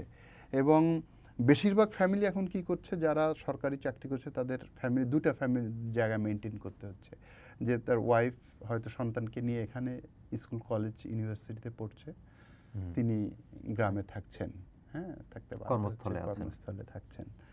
তো এই অবস্থাটা তো আমাদের মধ্যে আছে, ওই জায়গাটা আমরা আসলে কিছু করতে পারি, কারণ আমাদের মুষ্টিমেয় শিক্ষা প্রতিষ্ঠান ভালো, নাম করা, সেটার দিকেই সবার ঝোঁক, যে কারণে একসময় আপনি দেখেন যে জেলা স্কুলগুলোতে কত ভালো ছিল, খুব ভালো পারফর্ম করতো। মানে অন্তত সরকারি কর্মকর্তাদের ছেলেমেয়েরা গিয়ে আগে জেলা স্কুলে অ্যাটলিস্ট তাদের তো একটা প্রায়োরিটি থাকে, কিন্তু এখন জেলা স্কুলের উপরও তারা আস্থা রাখতে পারেন না, জেলা স্কুলের অর্থাৎ তারা মনে করেন, বা এটা বলা হয় যে জেলা স্কুলের সব জায়গায় সেই মানটা, সেই আগের মানটা নেই, অর্থাৎ তারা এসে কি করেন, তারা এসে ইংলিশ মিডিয়াম স্কুলে ভর্তি করলেন, অথবা ঢাকার কোনো একটা ভালো স্কুলে ভর্তি করলেন, হ্যাঁ। কিন্তু এখন তো দেখা যায় যে এই যে কাঠামোগত, আমি শিক্ষক নিয়োগের জায়গায় যদি বলি যে এমপিওভুক্ত স্কুল, কলেজ বা এক ধরনের কাঠামোগত নিবন্ধন পরীক্ষা পার করেই কিন্তু শিক্ষক নিয়োগ হয়, যেটা আগে ওই কাঠামোটা ছিল না। এই কাঠামোবদ্ধ জায়গার পরেও এই মান নিয়ে ক্রাইসিসটা আসলে কেন? আপনি তো নিবন্ধন পরীক্ষার কথা বললেন, আপনাকে কিছু উদাহরণ বলি, ধরেন প্রাথমিক স্কুল, সরকারি প্রাথমিক স্কুল, সরকারি প্রাথমিক স্কুলের শিক্ষক কারা হন, বেশিরভাগ গ্রাজুয়েট, হ্যাঁ, মোটামুটি মেধাবী হতেই হয়, কারণ আমি তো এখনও মনে করি যে প্রাথমিক স্কুলে শিক্ষক হওয়া, ঘুষ দুর্নীতি করে ঢোকাটা এখনও পর্যন্ত কঠিন, এটা বাংলাদেশে আমি মানে পাবলিক সার্ভিস কমিশনেও হতে পারে, হয়, কিন্তু আমি প্রাথমিক স্কুলে টাকা দিয়ে বা অন্যভাবে তদবির করে ঢোকাটা বেশ কঠিন, বেশ কঠিন, হ্যাঁ, তো অন্য চাকরির মতো এত ইজি না, যেটা আমি বোঝাতে চাচ্ছি। তো সেখানে আপনি দেখেন যে প্রাথমিক স্কুলের ইনফ্রাস্ট্রাকচার খুবই ভালো বাংলাদেশের এখন, অনেক সুন্দর স্কুল বিল্ডিংগুলো যদি দেখেন, সেখানকার টয়লেট, পানির ব্যবস্থা, বসার ব্যবস্থা, চেয়ার টেবিল অনেক সুন্দর এখন আগের চেয়ে। আমরাও আমাদের আগে যারা পড়ছেন তারা তো একদম পাটিতে বসে হোগলায় বসে ক্লাস করছেন, আমরা হয়তো ভাঙাচোরা বেঞ্চে বসে করছি। এখনকার আপনি যে কোনো প্রাইমারি স্কুলে যান, সরকারি প্রাইমারি স্কুলে একটা চমৎকার একটা ইয়ে পাবেন। হয়তো পরিচ্ছন্ন না, হয়তো টুকটাক এটা সমস্যা আছে, কিন্তু অ্যাজ এ হোল আপনি বলতে পারবেন যে অবকাঠামো ভালো, শিক্ষকদের মান মোটামুটি একই রকম, সবাই গ্রাজুয়েট, সবাই কম্পিটিটিভ পরীক্ষা দিয়ে আসছে। তারপরেও তো আমরা ওই কিন্ডারগার্টেনে গিয়ে আমার সন্তানকে দেয়, প্রাইমারি স্কুলে দেই না। পাশে প্রাইমারি স্কুল, এক পাশে কিন্ডারগার্টেন, আমি তো বাচ্চাকে নিয়ে দিচ্ছি কিন্ডারগার্টেনে। সেখানকার শিক্ষকের মান হয়তো এই শিক্ষকের মানের চেয়েও একটু খারাপ, সেখানকার অবকাঠামো এর চেয়েও খারাপ। অর্থাৎ এখানে একটা মানসিক একটা বাধা একটা কারণ, সব কারণ যে মানসিক বাধা সেটা না। তো এই যে ভালো এবং মার্জিত হয়, এখনকার ছেলে মেয়েরা যারা প্রাথমিক স্কুলে শিক্ষকতা করেন, অনেক ভালো ছেলে মেয়ে, মেধাবী ছেলে মেয়ে, এবং তারা এটা ওন করেন, পেশাটাকে ওন করেন, এটাকে শিক্ষকতার। কিন্তু তাদের কাছে তো আমরা আমাদের বাচ্চাকে দিচ্ছি না, তাদের কাছে আমরা আমাদের বাচ্চাকে দেই না। আমরা ওই একটা কিন্ডারগার্টেনে চলে যাই, অথবা শহরের কোনো স্কুলে চলে যাই, অথবা রাজধানীতে চলে আসি। হ্যাঁ, তো এটাও তো আর এক চিত্র। আচ্ছা, মানে তুলনায় হচ্ছে আমার কাঠামোটা থাকা সত্ত্বেও আমি সেই কাঠামোটার কাছে যাচ্ছি না, কাঠামোর কাছে যাচ্ছি না। হ্যাঁ, এটা হচ্ছে আর এক বাস্তবতা। সেক্ষেত্রে উচ্চ বিদ্যালয় বা কলেজ লেয়ারটা একই কম বেশি একই। আমি ওভারঅল যদি দেখি যে ওভারঅল বাংলা মিডিয়াম, আমি বিশ্ববিদ্যালয়ের পর্যায় পর্যন্ত কারা আসছে সেইখানের দিকে তাকালে বাংলা মিডিয়াম কি একটু পিছিয়ে পড়ছে ইদানিং? এই ধরনের একটা কথা কিন্তু আমি এটা কোনোভাবেই মনে করি না যে বাংলা মিডিয়াম পিছিয়ে পড়ছে। এবং বাংলা মিডিয়াম এখন হলো কি, আমাদের এই সোসাইটিতে কিছু, আমি কোনোভাবেই ইংলিশ মিডিয়ামের বিরোধী না, এটা একটা ধারা। আমি কোনোভাবেই মাদ্রাসারও বিরোধী না, এটার একটা ধারা। কিন্তু আমি মাদ্রাসা সংস্কারের পক্ষে, মাদ্রাসাটার এডুকেশনটা সংস্কার হতে হবে, সেখানে আপডেট সিলেবাস থাকতে। অর্থাৎ আমার টার্গেটটা হলো মাদ্রাসা থেকে বা কারিগরি শিক্ষা প্রতিষ্ঠান থেকে বা ইংলিশ মিডিয়াম বা বাংলা মিডিয়াম, যেখান থেকেই যে বের হোক না কেন, সে যেন একটা দক্ষ জনবল হয়ে বের হয়, জেনে শুনে নিজে বাঁচতে পারে, নিজে চাকরি করতে, একটা চাকরি পেতে পারে, বা জানাশোনা বোঝার লেভেলটা তার উন্নতি, এটা যাতে হয়। তো আমাদের মধ্যে একটা মধ্যবিত্ত বা নিম্ন মধ্যবিত্তর মধ্যে একটা মানসিকতা এসে গেছে যে ঠিক আছে, সন্তান মানে ইংলিশ মিডিয়ামে দিলেই বোধহয় সন্তান অনেক ভালো করবে। হ্যাঁ, এটা লাইফে সাকসেসফুল হবে, বাইরে যাওয়ার সুযোগ পাবে, ভালো ইংলিশ বলতে পারবে। হ্যাঁ, তো আমি তো একটা জায়গায় খুবই বলি যে ভালো ইংলিশ বলার সঙ্গে জানার সঙ্গে ইংরেজি মাধ্যমে পড়ার কোনো ওই অর্থে সম্পর্ক আছে বলে আমি মনে করি না। হ্যাঁ, যে এমনকি ইংলিশ লিটারেচার পড়লেও কেউ ভালো ইংলিশ বলতে পারবে, বিষয়টা এরকম না। আবার বাংলা মিডিয়ামে পড়েও কেউ যে ভালো ইংরেজি জানবে না, ভালো ইংলিশ লিখতে বা বলতে পারবে না, সেটাও না।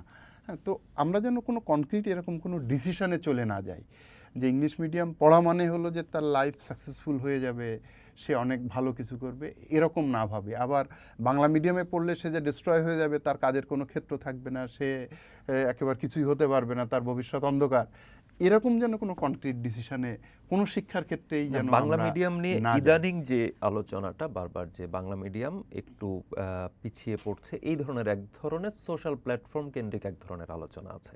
তো এই যে আলোচনাটা, সেই আলোচনার ক্ষেত্রে কি, বা যদি সত্যি সত্যি কিছুটা বিমুখ হয়ে পড়ে মানুষ, যে সামর্থ্য থাকলেই আমি ইংরেজি মিডিয়ামে পড়াবো, নিদেন পক্ষে ইংরেজি ভার্সনে পড়াবো, বা কেউ মাদ্রাসায় পড়াবে, এই যে বিষয়টা ঘটছে বা এই ধরনের প্রবণতা যদি হয়ে থাকে, সেটার পেছনে কি খুব নিয়মিত বিরতিতে পাঠক্রম পরিবর্তন, বা আমরা দেখেছি যে পাঠক্রম, বাংলা মিডিয়ামের পাঠক্রম মোটামুটি রেগুলার বেসিসেই আমাদের বদলে যায়, এমনকি পরীক্ষা পদ্ধতি বদলে যাচ্ছে। আমরা সৃজনশীল পদ্ধতি এলো, সৃজনশীলের পরে সেইটাকে আবার এখন শিক্ষামন্ত্রী এলেন এহসানুল হক মিলন, তিনি এসে নকল রোধের কথা বলছেন। কিন্তু আমাদের এই পিরিয়ডে আসলে নকলের ইস্যুটা আসলে কত বড়, আর পাঠক্রম রিলেটেড বা শিক্ষার আধুনিকায়নের কথা যেটা বলছিলেন আপনি, যে যেই মিডিয়ামেই পড়ুক না কেন, মাদ্রাসা হোক, ইংরেজি হোক, বাংলা হোক, যেই মিডিয়ামে হোক, সে যেন যোগ্য হয়ে বা শিক্ষাটা যেন প্রপারলি পায় সে। তো সেইটার ক্ষেত্রে আসলে কতটুকু পদক্ষেপ আসলে এখনকার এই সরকার আসলে নিচ্ছে? না, সরকার এখন পর্যন্ত যেটা আছে যে কথার মধ্যেই আছে, আসলে প্রয়োগের জায়গায় যে খুব একটা যেতে পেরেছে সেটা মনে হয় না। এখনো আশ্বাস, পরিকল্পনা, চিন্তাভাবনা এই এই পর্যায়ের মধ্যে সরকার এখনো ঘুরপাক খাচ্ছে। সেটা শিক্ষা হোক, সেটা স্বাস্থ্য হোক, সেটা সব ক্ষেত্রেই কম বেশি। এবং এটা একটা হানিমুন পিরিয়ড বলা যায়, যে প্রথম 100 দিনটা এটা খুব এর বেশি মধ্যে দিন দিয়ে যায়ও নি। ইয়ে করে। হ্যাঁ, এখন শিক্ষায় যেটা হয়েছে, শিক্ষা আমরা এই নানা শিক্ষা হয়ে গেছে কি একটা এক্সপেরিমেন্টের জায়গা হয়ে গেছে। একজন এক একভাবে আমরা এটাকে এক্সপেরিমেন্ট করছি। হ্যাঁ, আমরা একমুখী শিক্ষার কথা বলছি, আবার বহুমুখী শিক্ষার দিকে যাচ্ছি, আবার সৃজনশীল শিক্ষার কথা বলছি, আবার আমরা রচনামূলক প্রশ্নের দিকে আবার যাওয়ার চিন্তা করছি। পাঠ্য বই কোনো কারণ ছাড়াই এই যে কিছু মানুষের ব্যবসায়িক উদ্দেশ্যের কারণে নিয়মিত কারিকুলাম চেঞ্জ করছি, কারিকুলাম চেঞ্জ করে পাঠ্য বই চেঞ্জ করছি। এটার মধ্যে একটা বড় ধরনের শত শত কোটি টাকার একটা বিজনেসের একটা বিষয় আছে। ক্লাসরুম এডুকেশনটা এই করে করে ক্লাসরুম এডুকেশনটাকে আমরা বেশ দূরে ঠেলে দিয়েছি। ক্লাসরুমে লেখাপড়া সেই দূরে ঠেলে আমরা এটাকে কোচিং সেন্টারের মধ্যে ঢুকায় দিয়েছি, প্রাইভেট টিউশনির মধ্যে ঢুকায় দিয়েছি। এটা কিছুটা নোট গাইড তো নেয়, কিছুটা প্র্যাকটিস বুক বা অন্যান্য চর্চার মধ্যে চলে গেছে। অনেকে বাধ্য হচ্ছে, যাওয়ার জন্য বাধ্য হচ্ছে। এখন আমার যদি ক্লাসরুম এডুকেশনটা যদি ঠিক থাকতো, তাহলে এই জিনিসগুলো এভাবে আমাদের উপর জেঁকে বসতে পারতো না। তো আমার যেহেতু বেসিক জায়গাটা নড়বড়ে হয়ে গেছে, আমি মন চাচ্ছে আর কিছু একটা করে ফেলছি, অমুক দেশ করছে অতএব আমরাও এটা পারবো। তো আমার এখানকার যে আর্থ সামাজিক বাস্তবতা, সেটা আমি সব ক্ষেত্রে আমরা এটা মাথায় নিচ্ছি না। সবচেয়ে বড় যে দন্য আপনি যদি বলেন, সেটা হলো যে আমরা এটাকে শুধু এক্সপেরিমেন্ট করছি, কিন্তু এই এটার আগে কোনো একটা নতুন সিদ্ধান্ত নেওয়ার আগে যে অংশীজনদের সঙ্গে যেভাবে আলাপ আলোচনা, পর্যালোচনা, সমালোচনা, মূল্যায়ন, এগুলোর মাধ্যমেই তো একটা সম্মিলিত সিদ্ধান্তের জায়গা আসে। সেই জায়গাটায় আমরা যেতে পারছি না। সেটা গত সরকারের সময়, অন্তর্বর্তী সরকার বা তার আগে যখন আওয়ামী লীগ সরকার ছিল, সেই সময় আমরা যেটা দেখেছি, অন্তর্বর্তী সরকারের সময় আসলে শিক্ষায় তেমন কিছুই হয়নি বলা যায়। শিক্ষা কমিশন, অনেকগুলো কমিশন হলেও শিক্ষা কমিশন হয়নি। শিক্ষা কমিশন তারা করতে চেয়েছিল, শিক্ষার একটা কমিটি বা কমিশনের মতো, কিন্তু যখন তারা মাদ্রাসা শিক্ষা নিয়ে কথাবার্তা শুরু করলো এবং কিছু চেঞ্জের বিষয় আসলো, তখন ধর্মীয় ইস্যুতে এবং ধর্মীয় নেতাদের চাপ, যখন তারা হুমকি দিল যে আন্দোলনে নামবো, মাঠে নামবো, একটা থ্রেট দিল, তখন কিন্তু তারা আস্তে করে ওই কমিটিকে কিছু জানেও না, ওই কমিটি কোনো ঘোষণা ছাড়াই এটা বিলুপ্ত হয়ে গেল। একটা কমিটি ফর্ম করলো, সেটা ডিক্লেয়ার করে ঘোষণা ছাড়াই আস্তে করে বিলুপ্ত হয়ে তারা কোনোভাবে গা বাঁচিয়ে তারা কিন্তু চলে গেল। তো যেটা বলছিলাম যে ওই অংশীজনদের সাথে আমরা বসতে চাই না। আমরা যখন যে সরকার আসছে, যেমন আপনার মনে আছে, এই যে আমরা সারা জীবন বিরোধিতা করে আসছি, এটা সমালোচনা যে পঞ্চম শ্রেণী সমাপনী পরীক্ষা, যেটা অষ্টম শ্রেণী সমাপনী পরীক্ষা, ঠিকই কিন্তু পরে উঠে গেল, কিন্তু এই যে যন্ত্রণা পেল এই যে শিশু কিশোররা, বাচ্চারা, এবং যে পরিমাণ টাকা অপচয় হলো এই পরীক্ষার কারণে, যেভাবে কোচিং, গাইড, প্রাইভেট টিউটর এই যে জেকে বসলো, এবং যে পরিমাণ টাকা, গণস্বাক্ষরতা অভিযানেও বেশ কয়েকবার তারা রিপোর্ট প্রকাশ করছে, কি পরিমাণ টাকা, কি পরিমাণ অপচয় গার্জিয়ানের হয়েছে, কি পরিমাণ মানসিক চাপ এই বাচ্চাদের পোহাতে হয়েছে। কারো কথা কিন্তু তিনি শোনেননি। তিনি চাইছেন অতএব এটা করতে হবে। আমরা মাঝে মধ্যে শিক্ষামন্ত্রীকে, তারাও পাশ কাটিয়ে গেছেন, কারণ কারো কিছু বলার ছিল না। অর্থাৎ কারো একজনের মনে হলো যে এটা ভালো হবে, অতএব এটা ভালো, হ্যাঁ, এবং সেভাবেই চলছে এবং সেভাবেই চলে আসছে। তো আমরা আশা করব যে এই সরকার, অন্তত এই সরকারের শিক্ষামন্ত্রী যিনি আছেন, তিনি মানুষের কথা শুনবেন, বুঝবেন এবং হুট করে কোনো সিদ্ধান্ত, এমন কোনো সিদ্ধান্ত নেবেন না যেটা অভিভাবকদের আর্থিক ক্ষতির কারণ হয়, শিক্ষার্থীদের হয়রানির কারণ হয়, এবং একটা বড় সমালোচনা হয়। উনি যখন আগে প্রতিমন্ত্রী ছিলেন তখন নকল বিরোধী অভিযানে তার একটা বড় ভূমিকা ছিল এবং তিনি নকল বন্ধ হওয়ার পেছনে তার এই ভূমিকাটা অবশ্যই মানুষ স্মরণ করে। কিন্তু এর পাশাপাশি এটাও মনে রাখতে হবে, এত বছর পরে এতদিন পরে এসে নকলের সেই প্রকোপ কিন্তু এখন ওই অর্থে নাই। আছে নকল, মানে সব কিছুই আমাদের সোসাইটি তো একদম নির্মূল হয়ে যায় না, বাট আমরা যখন যে নকলের মহামারী যখন দেখতাম, নকলের মহা উৎসব বলতাম, মানে সংবাদপত্র আর ভাষা খুঁজে পেত না যে মহোৎসবের পরে আর কি লিখবো, নকলের মহোৎসব চলছে। তো সেই অবস্থাটা এখন নাই। এখন আমাদের নজর দিতে হবে আমাদের শিক্ষা ব্যবস্থার দিকে। মূল বেসিক জায়গা হতে হবে ক্লাসরুম এডুকেশন। ছেলে মেয়েদের ক্লাসরুমে আগ্রহী করতে হবে, তাদের পাঠাইতে হবে, শিক্ষককে ক্লাসরুমে উপস্থিত থাকতে হবে। যে শিক্ষকের ঘাটতি আছে, জানা, নলেজ, আন্ডারস্ট্যান্ডিং, ট্রেনিং তাকে দিতে হবে। ওই নামকাওয়াস্তে ট্রেনিং, খালি আমরা শুনি যে শিক্ষকদের ট্রেনিং হচ্ছে, ঘোড়ার ডিম কিছুই হয় না। এই একদিনের ট্রেনিং, 2 দিনের ট্রেনিং একটা দিল নামকাওয়াস্তে, এটা বললো যে নাম্বার গেম, এটা এত হাজার, এতজন, এতশো শিক্ষককে আমরা ট্রেনিং দিয়েছি, কিন্তু এটার কোনো রিফ্লেকশন আমরা দেখতে পাই না। আমাদের ওই ছেলে মেয়েদের ওই কোচিং সেন্টারেই যেতে হয়, ওই ভালো প্রাইভেট টিউটারকে তার কাছেই যেতে হয় এবং মুখস্থই করতে হয় এবং নানাভাবে তাকে একটা ভালো সার্টিফিকেট অর্জনের চেষ্টা করতে হয়। এবং পাঠ্য বইটা যুগোপযোগী করা এবং সত্যিকারভাবেই যুগোপযোগী করা কাজটা অনেক চ্যালেঞ্জিং। এই যে আমাদের বলছে, আমরাও বলছি, এটা কাজটা এত সহজ না। যেভাবে রাজনৈতিক নেতারা যেভাবে বলেন যে আমরা এটা এটা এটা এটা করে ফেলবো, পাঠ্য বই যুগোপযোগী, আধুনিক এবং শিক্ষার্থী বান্ধব করা এটা খুব সহজ কাজ না। এটা যে চাইলাম আর হয়ে গেল, ইচ্ছা করলাম আর এটার বহিঃপ্রকাশ ঘটে যাবে, বিষয়টা এটা এখানে কোনো ম্যাজিক নাই এবং এটা কোনো জাদুর বাক্স নয়। তো আমরা খুব করে আশা করব যে শিক্ষায়, স্বাস্থ্যে, এই দুটা বেসিক জায়গা একটা। কিন্তু আমরা শিক্ষার ক্ষেত্রে এই যে শিক্ষামন্ত্রী আমরা দেখলাম যে একটা তো নকল নিয়ে উনি কথা বলছেন, আরেকটা খুবই ইন্টারেস্টিং একটা জায়গা, যেটা হলো যে স্কুল কলেজে ভর্তির ক্ষেত্রে ভর্তি পরীক্ষাকে উনি আবার চালু করার কথা বলেছেন। প্রসঙ্গটি তুলেছিলেন সংসদে হচ্ছে হাসনাত আব্দুল্লাহ। তো তিনি এনসিপির সংসদ সদস্য হাসনাত আব্দুল্লাহ এই প্রসঙ্গটি তোলার পরে তিনি সায়ও দিয়েছেন যে এটা চালু করতে চান। এটা তো সেই আগের মতো আমরা পিএসসি জিএসসির ক্ষেত্রে যেই ধরনের মানসিক চাপের জায়গাটা, বরং আমরা বিশ্ববিদ্যালয় পর্যায়ে যে ভর্তি পরীক্ষা সেইটাকে আরও রেশনালাইজ করার কথা বিভিন্ন সময় শিক্ষাবিদরা বলেছেন বা শিক্ষা নিয়ে যারা কাজ করেন তারা বারবার করে বলেছেন। কিন্তু স্কুল কলেজ পর্যায়ে যদি আবার এটা যায়, সেক্ষেত্রে তো শিশু কিশোরদের উপরে আবার সেই একটা বাড়তি বোঝাই চাপলো।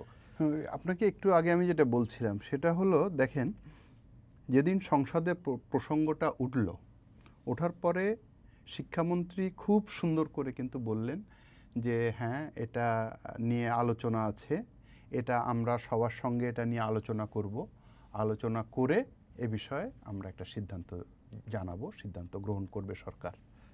গুড, এটা এর চেয়ে আর বলার কিছু ছিল না। আসলে ঘটনাটা তখনই ঘটলো যখন 24 ঘন্টা বা 48 ঘন্টার মাথায় একটা চিঠি ইস্যু করলো শিক্ষা মন্ত্রণালয় যে ভর্তি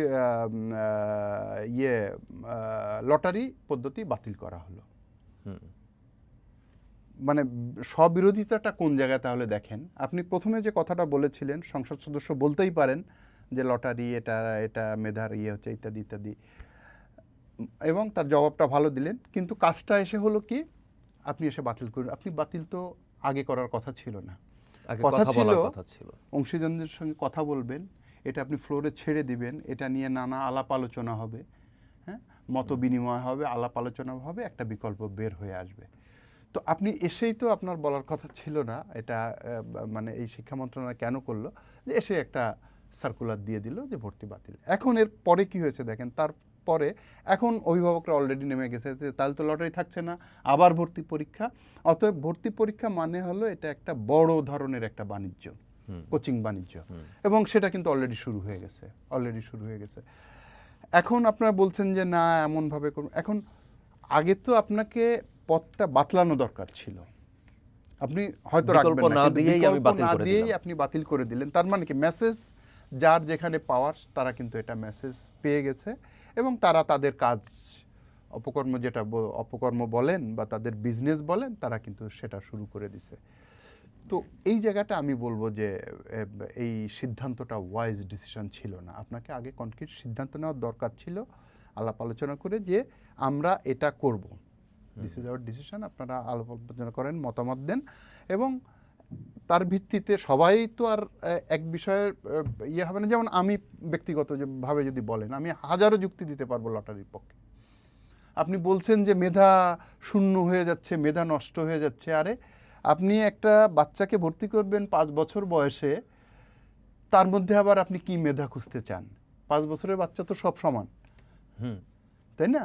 আর আপনি একটা স্কুলে, আপনি যদি, আমি যুক্তির খাতিরে বলি, আপনি একটা স্কুলে ভর্তি পরীক্ষা নিয়ে ভালো, আপনি সবগুলো ভালো বাচ্চা নিচ্ছেন, আপনি ভিকারুন্নেসা, আপনি হলি ক্রস, আপনি গভর্নমেন্ট ল্যাবরেটরি, আপনি ভালো বাচ্চা সবাইকে নিচ্ছেন। আর তাহলে কি ওদেরকে দেখায় দিচ্ছেন অন্য স্কুলগুলোতে যারা ভর্তি হলো তারা খারাপ বাচ্চা তুলনামূলকভাবে? অর্থাৎ আপনি একটা বৈষম্য নিয়ে এটা একটা বৈষম্য। তো আপনি এখানে বৈষম্য তৈরি করছেন। আপনি এটা মানে বৈষম্য মানে কি, এটা একটা মারাত্মক বৈষম্যের জায়গা। আবার দেখেন, যে টাকা খরচ করতে পারবে সে প্রস্তুতি, সেই তার বাচ্চার পেছনে যে একাধিক কোচিং সেন্টারে নেবে, একাধিক গাইড কিনবে, একাধিক শিক্ষকের কাছে পাঠাবে, হাউস টিউটর রাখবে, হ্যাঁ, সে এই কম্পিটিশনে সে ভালো করবে। অর্থাৎ 5 বছরের একটা বাচ্চা, 6 বছরের একটা বাচ্চাকে নিয়ে আপনি কত রকম এক্সপেরিমেন্ট করছেন, হ্যাঁ, তার পেছনে একটা যে টাকা ঢালতে পারবে সে ভালো করার একটা চান্স থাকবে। আবার যদি কেউ সুযোগ মতো টাকা পয়সা দিয়ে বা তদবির করেও যদি সেটা, যেটা লটারিতে সেই সুযোগ নাই, কিন্তু আপনি যখন পরীক্ষার পদ্ধতির মধ্যে যাচ্ছেন সেখানে তো আপনার একটা সুযোগ থেকে যাচ্ছে, যেটা কিন্তু আপনি লটারিতে থাকে না। লটারিটা ওপেন হয়, সবার সামনে হয়, তারপরে হয়তো লটারি শেষ হলে আপনি 2-4টা ইয়ে করেন, সেটা আলাদা। কিন্তু মেজরিটিটা আপনার এক ধরনের। তো লটারির পক্ষে আমার সর্বশেষ যে কথাটা থাকে সেটা হলো যে কে মেধাবী। হাসনাত আবদুল্লাহ সাহেব বলছেন পার্লামেন্টে, ঠিক আছে, উনি এমপি সাহেব বলছেন, আমি রেসপেক্ট করি ওনার কথার, কিন্তু যুক্তিটা যদি বলেন যে আমি 5-6 বছরের বাচ্চার মধ্যে কে মেধাবী কে কম মেধাবী, এই বৈষম্যের প্রশ্নে আমি যেতে রাজি নই। এবং আপনি এটার সঙ্গে যদি আপনি সায়েন্সেরও নানা ইস্যু আছে, অনেক ইস্যু আছে, সায়েন্সের ইস্যু আছে যে সব বাচ্চাই সমান অলমোস্ট, তাই না? তো আর তার মধ্যে থেকে আপনি ভালো বাচ্চা হিসাব করে নিয়ে তাকে আপনি নার্সিং করবেন ভালো, আর অন্য স্কুলকে বলবেন এগুলো খারাপ বাচ্চা, এগুলো তখন ভালো করবে, এরা ভালো নিয়ে আপনি ভালো করছেন, আর সে খারাপ নিয়ে তার মধ্যে কিছু ভালো করছে, কিছু ভালো র্যাঙ্কিং করছেন, শিক্ষা প্রতিষ্ঠানেরও র্যাঙ্কিং করছেন। এত রকম অসঙ্গতি তো থাকতে পারে না, এটা যুক্তি হিসাবে। এখন তাহলে আর কি পদ্ধতি আছে সেটা চিন্তা করুক, সবাই মিলে বসে। এবং এটা তো বাংলাদেশ একটা আইসোলেটেড জায়গা না যে শুধুমাত্র আমরাই লেখাপড়া শেখাচ্ছি, তা তো না। আমাদের পার্শ্ববর্তী দেশ পাকিস্তান আছে, এই ভারত আছে, নেপাল আছে, আপনার ওয়েস্টার্ন কান্ট্রিজ আছে, ইউরোপিয়ান কান্ট্রিজ আছে, বা এশিয়ার মধ্যে অনেক ভালো ভালো দেশও তো আছে, মালয়েশিয়া আছে, সিঙ্গাপুর আছে, চায়না আছে, থাইল্যান্ড আছে। আপনি দেখেন না, উদাহরণগুলো দেখেন না, আপনি 10টা উদাহরণ দেখেন। আপনি তো মানে এই দুনিয়ার মধ্যে একটা আইসোলেটেড ইয়ে না যে আপনার ভর্তি পদ্ধতি কী হবে সেইটা নিয়ে আপনি একেবারে সব ভেবে পাচ্ছেন না, আপনি এমন কিছু করতে যাচ্ছেন যেটা দুনিয়া কেউ করে না, এমন তো না বিষয়টা। শিক্ষা এবং একাডেমিক অ্যাক্টিভিটিস, এটা তো পারস্পরিক লেনদেন, এক্সপিরিয়েন্স, এটার মাধ্যম দিয়েই গড়ে, এটার মাধ্যম দিয়ে তৈরি হয়। তো আপনি সেটা করতে পারেন, সেরকম একটা ভালো কমিটি করে দেন, হাই পাওয়ার কমিটি করে দেন, তার সঙ্গে দরকার হলে বিদেশি এক্সপার্ট নেন, এটার সঙ্গে 2-4 জন, ঠিক আছে, মালয়েশিয়ার একজনকে যদি আপনি কথার কথা সিঙ্গাপুরের একজনকে নেন, তারাও এখানে ইনপুট দিক যে না আমার ভর্তি পদ্ধতি কী হোক। আমরা তো বিভিন্ন বড় বড় প্রকল্পে, অবকাঠামো প্রকল্পে তো আমরা কৌশলগত পরামর্শক নেই। এমনকি পিডিপি এখন বোধহয় 4, ওই দিন প্রাইম মিনিস্টার বললেন বোধহয় 5 চালু হতে যাচ্ছে, 5 অথবা 4। এটা হলো প্রাথমিক শিক্ষা উন্নয়ন কর্মসূচির হাজার হাজার কোটি টাকার প্রজেক্ট, প্রাথমিক শিক্ষা উন্নয়ন। এটা পিডিপি 1 গেছে, 2 গেছে, 3 গেছে, এটা সম্ভবত 4।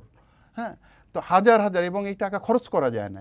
এই প্রজেক্টে পিডিপি প্রাথমিক শিক্ষা উন্নয়ন কর্মসূচির যে টাকা, এটাকে খরচ হয় না, বেশি একটা বড় অংশ ফেরত চলে যায়, আমরা খরচ করতে পারি না। হ্যাঁ, তো আপনি করেন এই পিডিপি 2-র মধ্যেই করেন না যে আমার ভর্তি পদ্ধতি কেমন হবে, সেটা একটা এক্সারসাইজ করেন এটার মধ্যে দিয়ে। একদম শেষ প্রশ্ন, একদম শেষ জায়গায় আমি যেটা বলবো, স্বাস্থ্য নিয়ে আমরা আলাপ করলাম, শিক্ষা নিয়ে আলাপ করলাম। আপনি দীর্ঘদিন ধরে সাংবাদিকতার সঙ্গে যুক্ত, আপনি বাংলাদেশটাকে অনেক দিন ধরে একদম পেশাদার জায়গা থেকে দেখছেন আসলে এই জায়গাগুলোতে। এইবার নতুন একটি সরকার এলো, একটা গণ অভ্যুত্থানের পরে অনেক আশা নিয়ে একটা গণ অভ্যুত্থান নতুনভাবে গড়বে, নতুন বাংলাদেশ স্লোগানটা দেওয়া হলো বিভিন্ন সময়ে। তারপর অন্তর্বর্তী সরকারগুলো, একটা নির্বাচিত সরকার এলো, রাজনৈতিক সরকার এলো। প্রবণতাটা কি দেখছেন? আমি যদি এই দুটো খাতের কথাই যদি বলি, আমরা মানে কোন দিকে আসলে যাচ্ছি এই দুটো খাতে? তার আগে আমি একটু একটা জায়গাটা শেষ করে আসি। আপনার ওই স্বাস্থ্যের যে আলোচনা, সেখানে এই যে হাম, করোনার পর হাম, তারপরে কিন্তু ডেঙ্গু উকি দিচ্ছে ডেঙ্গু আমাদের। উকি দিচ্ছে। এটা বর্ষাকাল, এই বর্ষা শুরু হয়েছে, এটা কিন্তু এরপরে ধরেন জলাতঙ্ক, জলাতঙ্ক খুব সাপের কামড়, এগুলো খুব বড় উদ্বেগের বিষয় স্বাস্থ্য খাতে। এসেনশিয়াল ড্রাগস যদি এর মধ্যে বলছে যে তারা 4টে হাম, জলাতঙ্ক, সাপের কামড়, ডেঙ্গু, এগুলার টিকা তারা তৈরি করতে পারবে 1 বছরের মধ্যে। সেটা যদি পারে গুড, আমরা বাট আমাদের ঝুঁকিটা এখন কোথায়? আমরা কি শুধু হামটা সামনে দেখতে পাচ্ছি, যেহেতু এখানে বাচ্চারা মারা যাচ্ছে দেখতে পাচ্ছি। ঝুঁকিটা হলো ম্যালেরিয়া,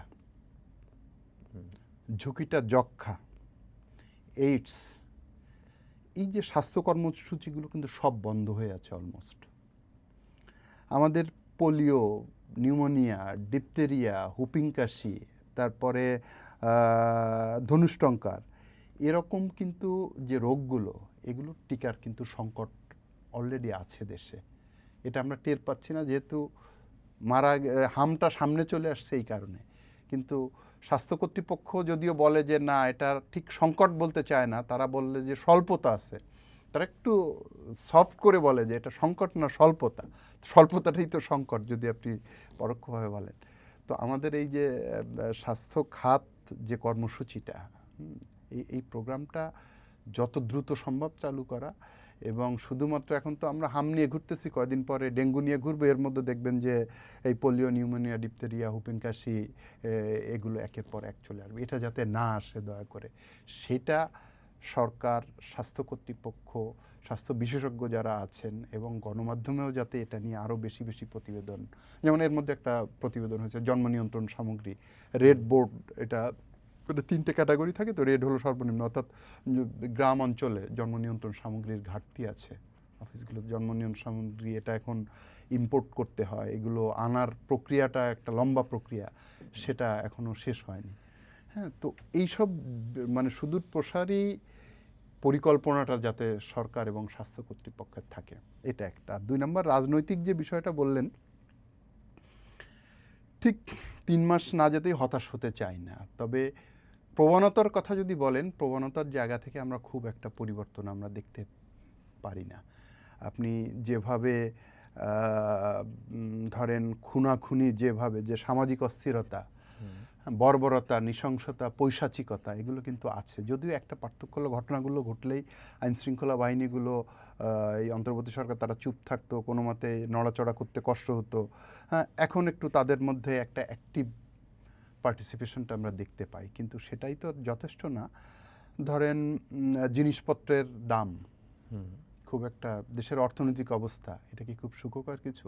রাজনৈতিক অবস্থাও যদি ধরেন, এত তাড়াতাড়ি এই 3 মাসের মধ্যে সরকার, বিরোধী দলের মধ্যে যে অবস্থান, এবং বিরোধী দলের রাজপথে যাওয়া এবং রাজপথে যাওয়ার ঘোষণা, কঠোর আন্দোলনের ঘোষণা, নানা কিছু, তো কোনো কিছুই এখনও ঠিক স্টেবল হয়েছে। এত বড় একটা পরিবর্তন, আন্দোলন, এরপরে যে আমরা সব কিছু পেয়ে গেছি, সব কিছু স্টেবল হয়ে গেছে, বিষয়টা সেরকম না।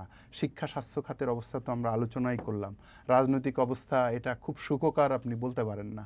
হ্যাঁ, তারপর যদি বলেন যে সোশ্যাল মিডিয়া, আমাদের মূলধারার গণমাধ্যম, এগুলোতেও নানা রকম অস্থিরতা, অস্বস্তি, এগুলো কিন্তু লেগে আছে। আপনি জিনিসপত্রের দাম, মানে কিছু মানে এটা খুব খারাপ, যেমন কৃষকের যে কান্না, সে তার ধান তুলতে পারেনি, যারা তুলতে পারছে তার যে দাম সে পাচ্ছে না। হ্যাঁ, এটা তো একটা বড় ধরনের একটা প্রবলেম। এই ধরনের, ধরেন জনবান্ধব রাষ্ট্রে বা কল্যাণমূলক রাষ্ট্রে যেটা হয়, যে কৃষকদের পাশে দাঁড়ানো হয়, তারা তার ধানটা যেভাবে যাতে বিক্রি করতে পারে, ধানটা কাটতে পারছে না, কৃষকের এত দাম, চড়া দাম। এখন এমনও দেখা গেছে হিসাব করে যে কৃষককে তার মজুরি দিয়ে ধান কাটলে বরং লস হচ্ছে, অতএব ধান খেতে পড়ে থাকছে, কৃষক দিয়ে কাটাচ্ছেন, কারণ তার এমনি লস, তারপরে আবার আরেকবার লস। তো এরকম একটা সিচুয়েশন তৈরি হচ্ছে। আলু লস। এবার যারা আলুর ব্যবসা করছেন, আর ওই দিন একজন রিক্সাওয়ালার সঙ্গে কথা হচ্ছিল, সে মোটামুটি চাষাবাদ করে ভালো চলছিল, আলুর বিজনেসে লস, এখন সে ঢাকা এসে অটো রিক্সা চালাচ্ছে। বলে যে আমি কোথাও পরিচয় দেই না, আমার একটা সেখানে গ্রামে মোটামুটি একটা পরিচিতি, একটা ইয়ে আছে, কিন্তু আমি এমনভাবে লস খাইছি যে আমার একেবারে সব শেষ। হ্যাঁ, উল্টা আরও আমি ঋণের খপ্পরে পড়ছি। জিনিসপত্রের দাম তো বললামই, সেটা আর সামাজিক অস্থিরতা, যেটা এই খুন খারাপি, মারামারি, এগুলো তো আছেই। আপনি দেখেন যে এই যে ইডেন কলেজে, এটার পেছনে বলা হচ্ছে যে এটা নানা রাজনীতি, রাতের বেলা মেয়েরা বেরোয় বিক্ষোভ করছে, হঠাৎ করে কি ছাত্র রাজনীতি, চাই না ছাত্র রাজনীতি, তিতুমির কলেজে একই অবস্থা। একই সঙ্গে তো এই লক্ষণগুলো, এই যে সামাজিক অস্থিরতাগুলো আমাদের মধ্যে, 5 জনকে একদিনে খুন করে ফেললো গাজীপুরে একটা পরিবারে। হ্যাঁ, তারপরে এর সঙ্গে আরেকটা অস্থিরতা তৈরি হয়েছে আমাদের পার্শ্ববর্তী রাজ্যে, পশ্চিমবঙ্গে, তাদের উস্কানিমূলক কর্মকাণ্ড। সেখানে এখন বিএসএফ এর গুলিতে কয়েকজনের মধ্যে মারাও গেল। হ্যাঁ, আজকে সেখানকার যে নবনিযুক্ত মুখ্যমন্ত্রী, তিনি বলছেন কাটাতারের বেড়া তো এমনিই আছে, উনি বলছেন যে আরও বাংলাদেশের সঙ্গে কাটা, অর্থাৎ, এবং সেখানকার মুসলিমদের উপর এক ধরনের নিষ্পেষণ কোনো কোনো জায়গায় আমরা শুনতে পাচ্ছি। হ্যাঁ, তো সব মিলায়ে আপনি যে ভালো কিছু বলবেন, ভালো কিছু চিন্তা করবেন, সেটা খুব কঠিন। তারপরেও আশা হারালে চলবে না, এর মধ্য দিয়েই চলতে হবে দেশটা, এর মধ্য দিয়ে হয়তো আগায় যাবে। এবং আমরা ভালো কিছু চাই, এত মানুষের দেশ, এবং সৃষ্টিকর্তাও হয়তো আমাদের দিকে তাকাবেন, প্রকৃতিও হয়তো আমাদের দিকে তাকাবেন, এবং কোনো না কোনোভাবে আমরা টিকে যাব আর কি, সেই প্রত্যাশা। ধন্যবাদ শরীফুজ্জামান পিন্টু। আমরা অনেকগুলো বিষয় আসলে আলোচনায় উঠে এলো, মুখ্যত স্বাস্থ্য খাত, বিশেষত হামে একের পর এক শিশুর মৃত্যু সংবাদ যখন আমরা দেখছি প্রতিদিন, স্বাস্থ্য খাত নিয়ে আলোচনাটা খুবই স্বাভাবিক এবং অবধারিত একটি আলোচনা। আরেকটি হচ্ছে শিক্ষা খাত, সেটা এটার সম্পূরক জায়গা থেকেই আসলে এলো, যে স্বাস্থ্যের খাতকে আরও সুদৃঢ় করতে হলে, তৃণমূল পর্যায় পর্যন্ত আমাদের চিকিৎসা সেবা পৌঁছে দিতে হলে পেশাদারদের সেখানে যেতে হবে। আবার পেশাদারদের তরফ থেকে এক ধরনের বিষয় থাকে যে পরিবার নিয়ে সপরিবারে থাকা বা এই ধরনের নানান জটিলতার প্রসঙ্গ আসে, সেখানে আবার শিক্ষা খাতের প্রসঙ্গ চলে আসে। একই অবস্থা শিক্ষকদের ক্ষেত্রেও। শরীফুজ্জামান পিন্টু যেটা বললেন আসলে সেটা হলো যে আমাদের শিক্ষা খাতে অবকাঠামোটা আছে, কিন্তু আমরা কেন যেন সেটা মানসিকভাবেই হোক বা যেভাবেই হোক এড়িয়ে যাই। এবং পাঠক্রমের জায়গায় যেটা এলো সেটা হলো যে পাঠক্রমের ক্ষেত্রে আমরা অনেক ক্ষেত্রেই আসলে ব্যক্তিগত ইচ্ছা অনিচ্ছা, পছন্দ অপছন্দকে গুরুত্ব দিয়ে পাঠক্রমটা সাজাই, যে কারণে সরকার বদলের সঙ্গে সঙ্গে খুব দ্রুত সময়ের মধ্যে পাঠক্রমে এক ধরনের হাত চলে আসে। ভর্তি পরীক্ষা চালু হওয়া না হওয়া, লটারি পদ্ধতি থাকা না থাকা, এই সব জায়গায় এক ধরনের আবেগতাড়িত সিদ্ধান্ত নেওয়া হয়েছে কিনা এই প্রশ্ন উঠল। পাশাপাশি যে এই নতুন বিএনপি সরকার গেল ফেব্রুয়ারিতে দায়িত্ব নেওয়ার পরে খুব বেশি সময় যায়নি, এটা যেমন সত্য, তেমনি সময়টা কিন্তু যাচ্ছেও বটে। যত দিন যাচ্ছে দায়িত্বের পাল্লা বা দায়ের পাল্লা দুটোই ভারী হচ্ছে। এবং প্রবণতার জায়গায় যে প্রসঙ্গটি এলো, অনেকগুলো গুরুত্বপূর্ণ প্রসঙ্গ তিনি উল্লেখ করলেন। সেটা হচ্ছে খুব একটা সুখকর নয় রাজনৈতিক পরিস্থিতি, নিত্যপণ্যের দাম বাড়ছে, সেই জায়গাটাতে সংকট থাকছে। আবার অপরাধের জায়গা যদি বলি, বিভিন্ন অঞ্চলে অপরাধের বিষয়গুলো সামনে আসছে, শিক্ষা প্রতিষ্ঠানগুলোতে এক ধরনের অস্থিরতা আমরা দেখছি। তো এই সব মিলিয়ে প্রবণতা আসলে খুব একটা সুখকর নয়, কিন্তু তবু আশা রাখতে চান। আপনি আশা রাখবেন কিনা, আপনি কি মনে করেন, জানান চর্চার ইউটিউব চ্যানেল এবং ফেসবুক পেজের কমেন্ট বক্সে।